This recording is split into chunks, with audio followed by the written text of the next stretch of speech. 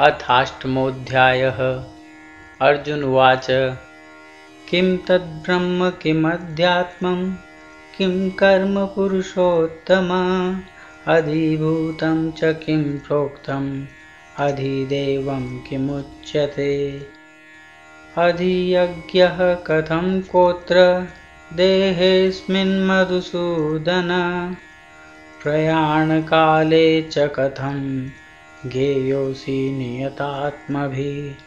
श्रीभगवानुवाच अक्षरं ब्रह्म परमं स्वभावोऽध्यात्ममुच्यते भूतभावोद्भवकरो विसर्गः कर्मसंज्ञितः अधिभूतं शरोभाव पुरुषश्चाधिदैवतम् अधियज्ञोऽहमेवात्र देहे देहभृताम्बर अन्तकाले च मामेव स्मरन्मुक्त्वा कलेवरं यः प्रयाति समद्भावं याति नास्त्यत्र संशयः।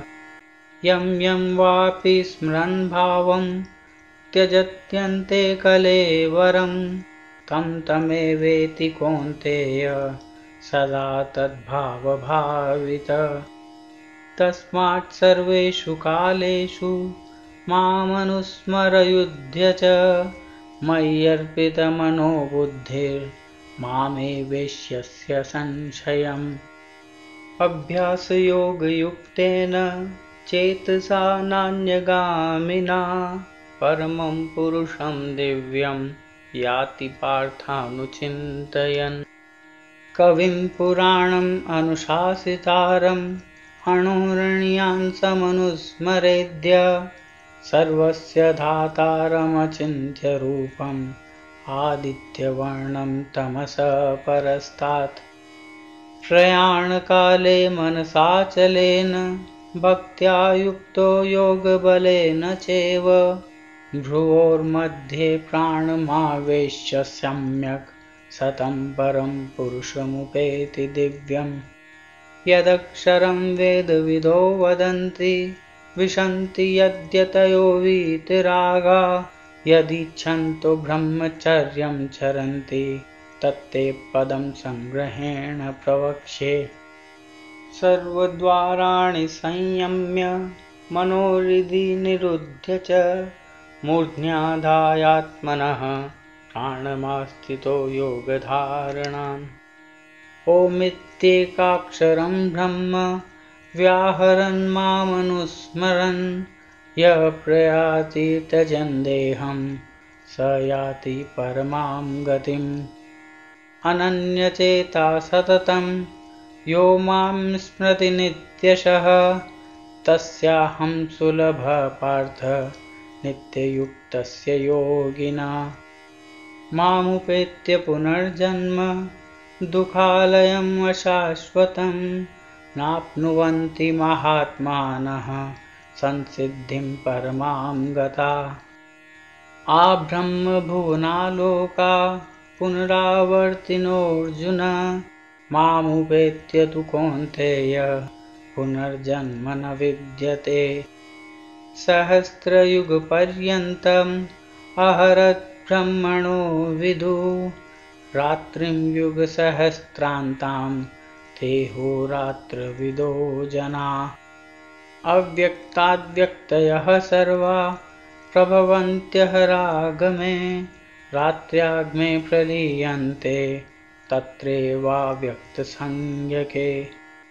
भूतग्राम स एवायं भूत्वा भूत्वा प्रलीयते रात्र्याग्मे वशः पार्थ प्रभवत्यः रागमे।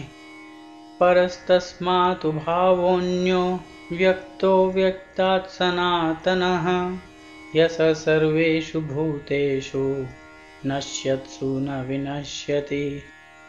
अव्यक्तोऽक्षर इत्युक्तः तमाहुः परमां गतिं यं प्राप्य न निवर्तन्ते तद्धाम परमं मम। पुरुषः स परः पार्थ भक्त्या लभ्यस्त्वनन्यया यस्यान्तस्थानि भूतानि येन सर्वमिदं ततं। यत्र काले त्वनावृत्तिम् आवृत्तिं चैव योगिनः प्रयान्ता यान्ति तं कालं वक्ष्यामि भरतर्षभ। अग्निर्ज्योतिरः शुक्ल षण्मासा उत्तरायणं तत्र प्रयाता गच्छन्ति ब्रह्मविदो जना। धूमो रात्रिस्तथा कृष्णः षण्मासा दक्षिणायनं तत्र चान्द्रमसं ज्योतिर्योगी प्राप्य निवर्तते। शुक्लकृष्णे गतीयेते जगतः शाश्वते मते एकया यात्यनावृत्तिम् अन्यया वर्तते पुनः। नैते श्रुति पार्थ जानन् योगी मुह्यति कश्चन तस्मात् सर्वेषु कालेषु योगयुक्तो भवार्जुन। वेदेषु यज्ञेषु तपसु चैव दानेषु यत् पुण्यफलं प्रदिष्टम् अत्येति तत्सर्वमिदं विदित्वा योगी परं स्थानमुपैति चाद्यम्। ॐ तत्सदिति श्रीमद्भगवद्गीतासु उपनिषत्सु ब्रह्मविद्यायां योगशास्त्रे श्रीकृष्णार्जुनसंवादे अक्षरब्रह्मयोगो नामाष्टमोऽध्यायः।